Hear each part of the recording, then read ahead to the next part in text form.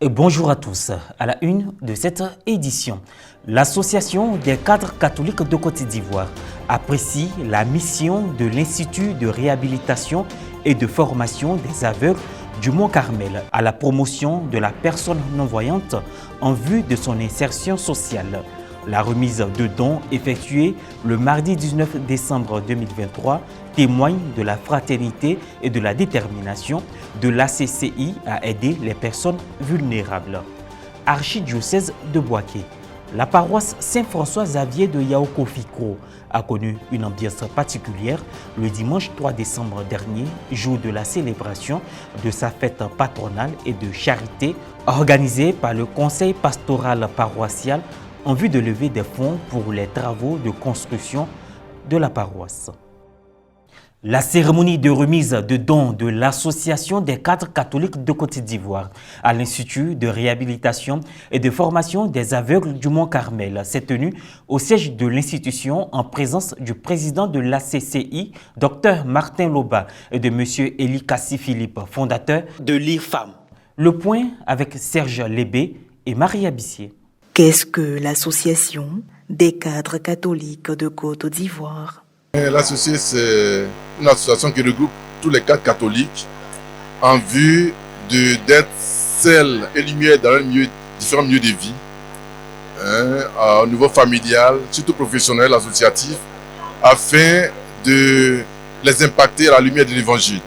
Nous devons aussi impacter par les décisions à orienter, j'allais dire, l'avenir de notre pays. Nous devons être des membres actifs et non passifs. Après sa messe de rentrée pastorale et d'envoi en mission, qui a eu lieu en la paroisse Sainte-Famille de la Riviera 2, dimanche 19 novembre, la CCCI s'est déjà lancée dans l'exécution de son programme d'activité. Le mardi 19 décembre dernier, une délégation de la dite association, avec à la tête le président, Dr Martin Loba, et assisté du père Rodrigue Nsaman, aumônier, a effectué une remise de dons à l'IRFAM, Institut de réhabilitation et de formation des aveugles du Mont-Carmel, à Anyama, au quartier résidentiel, non loin du grand séminaire 5 heures de Marie. Cette cérémonie s'est ouverte par la prière, faite par le père Agua Kofi, suivie des mots de bienvenue et de la présentation de l'Institut, effectuée par Madame Emmanuelle Ofoumon, directrice de l'IRFAM. Alors l'IRFAM naît à partir, je dirais, d'un acte de charité de la part des nobles. En 2004, le fondateur de la communauté du Mont-Carmel va être appelé à apporter de l'aide à des non-voyants. Fondateur de l'IRFAM, M. Eli Kassi-Philippe a exprimé toute sa gratitude à l'Association des cadres catholiques de Côte d'Ivoire pour cet acte de charité. Quand on m'a dit que l'association des cadres catholiques devait venir visiter nos enfants, ça a été vraiment une très grande joie pour nous de voir l'association des cadres catholiques s'unir à nous pour, n'est-ce pas, ensemble participer au bien-être de ces enfants. Leur présence et leur don vient contribuer aussi au bien-être des enfants, que ça ne soit pas la première fois, mais que ça puisse continuer au-delà des dons. Ils peuvent venir visiter les enfants pour que cette mission puisse aller encore plus loin. En présence de près d'une trentaine de pensionnaires et du personnel, la délégation a procédé à la remise de dons constitués de vivres, non-vivres, de matériel pédagogique, un réfrigérateur et de dons en numéraire. Allocution, bénédiction, ont meublé cette cérémonie animée par les enfants en situation de handicap de la maison. À la faveur de notre rentrée pastorale, on a élaboré un programme d'activité.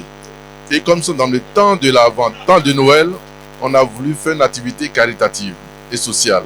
C'est ainsi qu'en recherchant, nous avons trouvé cette structure qu'on a appréciée parce qu'elle s'occupe des personnes malvoyantes. Et à tout ce que cette structure fait, on a dit, il était dans le devoir de la soutenir, cette structure, pour qu'elle puisse mener à bien sa mission, pour l'encadrement des jeunes non-voyants, pour leur épanouissement et pour leur devenir. Je me sens super bien parce qu'auparavant ça n'a pas été facile de venir parce que je ne suis pas né non-voyant.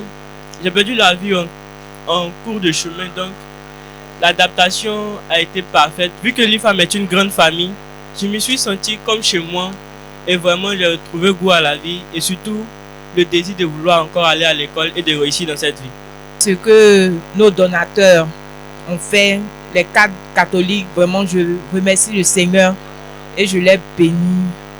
Je demande à Dieu aussi de récompenser leurs efforts. L'Institut de réhabilitation et de formation des aveugles du Mont-Carmel a pour objectif principal de faire la promotion de la personne non-voyante par la formation en vue de son insertion sociale. La paroisse Saint-François-Xavier de Yao-Kofikro, dans l'archidiocèse de Bouaké, a abrité dimanche 3 décembre une double cérémonie, la fête patronale et de charité en vue de récolter des fonds pour la réalisation des travaux de l'église. La correspondance de Firmin Suini, commentée par Morel Poti. Il y a plus de bonheur à donner qu'à recevoir. Acte 20, verset 35. Tel est le thème de ce double événement, à savoir la fête patronale et la fête de charité, célébrée le dimanche 3 décembre dernier, premier dimanche du temps de l'Avent.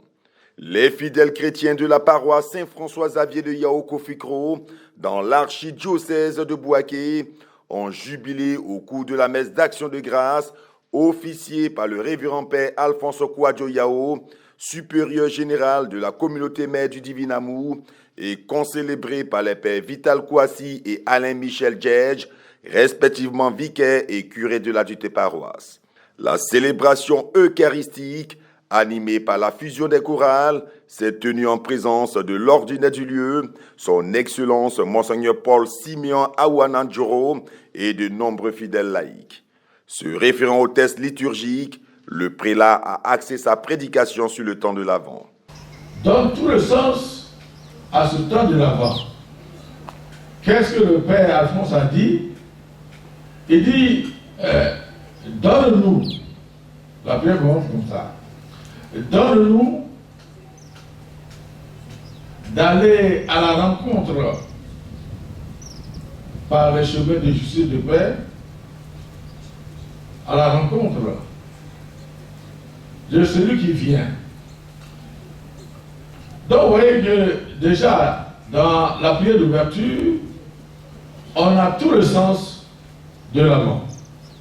Le temps de l'Avent, c'est un double mouvement.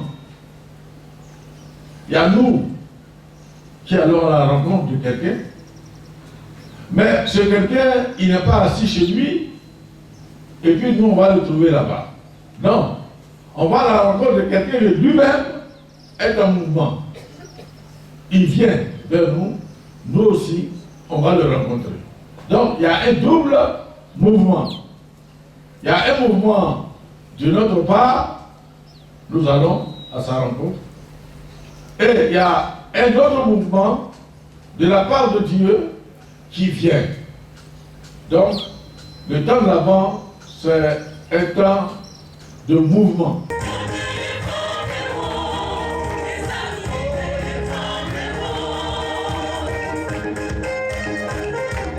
Au moment de l'offertoire, les paroissiens ont fait des dons en nature. Le rite de fin a été marqué par différentes offrandes effectuées par des groupes de prière, mouvements, associations et CEB, puis suivi de la vente aux enchères des objets de piété.